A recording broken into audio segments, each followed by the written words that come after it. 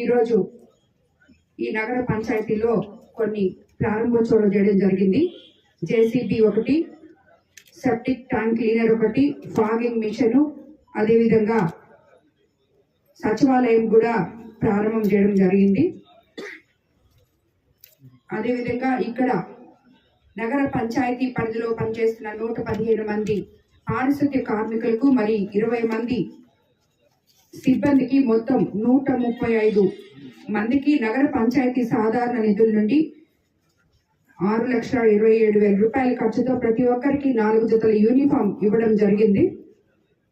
అదేవిధంగా వారి ఆరోగ్యం చాలా ముఖ్యం కాబట్టి ఆరోగ్య సంరక్షణ కోసం 1,65,000తో సబ్బులు, చెప్పులు, గ్లౌజ్ లాంటివి కూడా అందజేయడం జరిగింది. ఏ ప్రాంతంలో కూడా బుచ్చి కార్పొరేషన్ పరిధిలో ఒక్క అంగుళం భూమి కూడా గవర్నమెంట్ది వేస్ట్ కాకూడదని, అటు ఇరిగేషన్ కానీ గవర్నమెంట్ కానీ ఎవ్వరు కూడా దాన్ని కబ్జా చేయడానికి లేదు, దేంట్లోనూ కలుపుకోవడానికి లేదు, డీవియేషన్ చేసి లేఅవుట్ వేయడానికి లేదు.